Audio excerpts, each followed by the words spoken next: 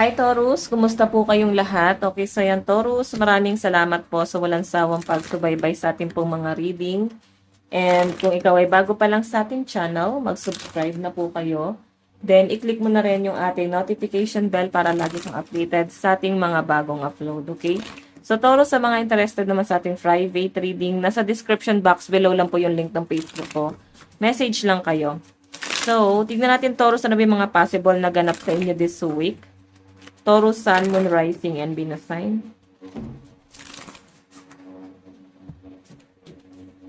Okay, ano po yung mga possible na ganap kay Taurus this week? Spirit guide.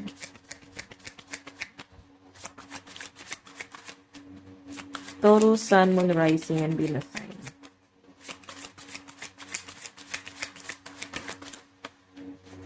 Okay. Meron tayong Five of Pentacles. Struggle. So, may mga Taurus dito na parang may mga disappointment or makaka-feel ka ng something rejection. So, ikaw mismo sa sarili mo, meron kang gustong i-improve sa sarili mo. So, may changes ka na gustong gawin or baguhin sa sarili mo. Siguro iba sa inyo, magsisimula ka na mag-exercise. Parang mamotivate ka na dito sa bagay na to. Kasi parang di ka na talaga satisfy kung anong meron ka ngayon. Oh. May mga Taurus na hindi na kayo nasasatisfy. Okay? Nakikita ko rin sa mga Taurus yung parang pagtitiis talaga. Taurus. Meron tayong the Devil. Okay. So, alam nyo guys, parang may mga taong sumisira pa sa mga diskarte nyo. Sa business mo, sa career mo, pwedeng may mga taong hindi pala pwedeng pagkatiwalaan ng lubos-lubusan, ng sobra-sobra. Okay? Pwedeng matindi yung mga rebat nila or paninira. Grabe yung ginagawa nila, guys. So, mapangsamantala or may parang may panggagamit dyan, Taurus. Okay? Siguro, hindi mo namamalayan yung sobrang tiwala ka dito, pero inaabuso ka na pala. Hindi ka pa aware dito, Taurus. Tignan natin, ha. Taurus, Sun, Moon, Rising, and Venus sign. Taurus. Meron tayong King of Pentacles. Okay, so Taurus, pagdating sa improvement, especially sa business, sa career mo, mabagal talaga kung may na-expect ka dito na something na promotion, increase sa sahod. Kung may in-expect kang ganyan, guys, mabagal. Yung iba naman sa inyo, guys, na walang trabaho, so expect mo mabagal yung yung pagdating sa inyo ng blessing or mabagal yung improvement or progress para sa inyo. Okay? So, siguro, merong mas magandang plano sa inyo sa universe kung bakit nangyayari ito sa inyo. Okay? Tignan natin.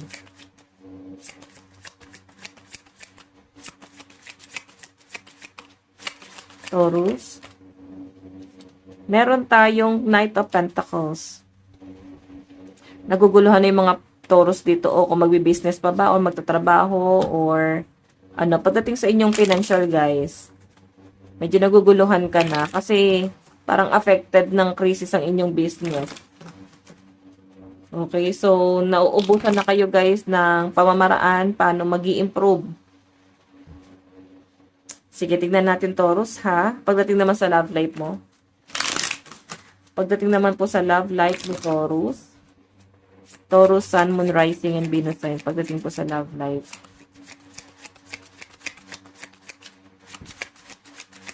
Taurus.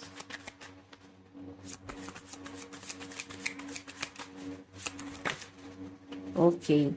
So, Taurus, pagdating sa love life mo, stability to. Okay? So, maganda naman din, guys, yung plano ng person mo pagdating sa stability. Okay? May mga bagay siyang nilook forward dito.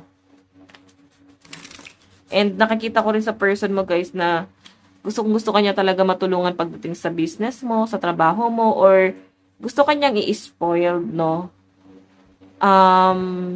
medyo ano lang, hindi ganun ka-showy yung person mo, pero maganda yung plano niya para sa inyo, guys, eh. Okay? Kumbaga, para naawa siguro kasi nakikita niya yung mga sacrifice mo. Then, ngayon, masyado kanyang na-appreciate. Okay? Yung mga na-appreciate niya sa inyo, guys, hindi kinakaya ng kanyang, ano eh, ng kanyang konsensya. So, parang may mga plano yung person mo na gusto ka man lang niyang tulungan. Gusto kanyang i-spoil. Di niya lang alam kung paano niya gagawin. Pero may plano tong person mo. Okay. Tignan pa natin, guys. Pagdating sa career mo. Okay. Kaperahan po ni Taurus ngayong week na to, Spirit Guide. Pagdating po sa pera ni Taurus this week. Oops. Wow. So, kung makita nyo, guys, so may tutulong daw sa inyo pagdating sa pera nyo ngayong week na to. Kung feel mo talaga yung struggle, or parang hindi mo na talaga kayang pagtakpan pa na kailangan mo talagang humingi ng tulong. Eto guys may someone na tutulong sa inyo. Okay, miyembro lang din guys ng pamilya. So nakakatuwa kasi kahit papano may kapamilya or kamag-anak kayo na hindi parang hindi kayo pinababayaan. Oo. Hindi kayo pababayaan kasi talagang willing sila na tumulong. So yan, may tulong financial sa inyo this week guys. Okay? Or pwedeng may offer din sila sa inyo na parang dito ka na lang magtrabaho. Okay? So, nakikita ko yung stability para pagdating kay Taurus eh.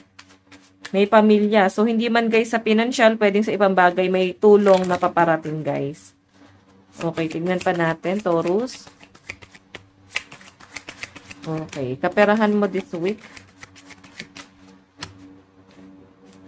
So, meron tayong, di ba naka-reverse siya. So, kung nakaganito kasi guys, bubungangaan ka muna bago ka tulungan. Pero sa nakikita ko, parang since naka-reverse to, ayan, parang bukal naman sa puso nila, sa damdamin nila yung pagtulong nila, guys. Hindi naman masama yung loob nila.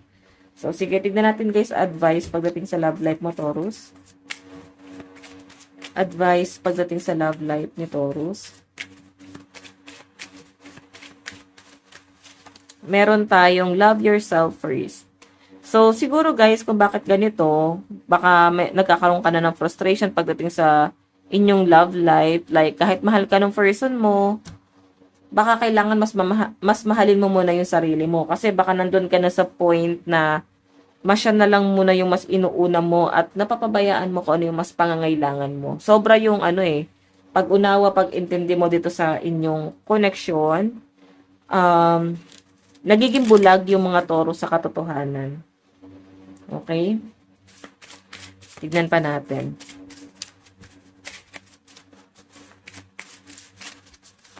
Taurus. Meron tayong advice is dream big, start small, but most of all, start. Diba? Sabi lang dyan, guys, mangarap ka ng malaki. Magsimula ka sa maliit, pero mas maganda, guys, may sinisimulan ka. Diba? Tinaghalo. Okay, so Taurus, ito lang po ang inyong reading. Maraming salamat. God bless and love you all. Bye-bye po.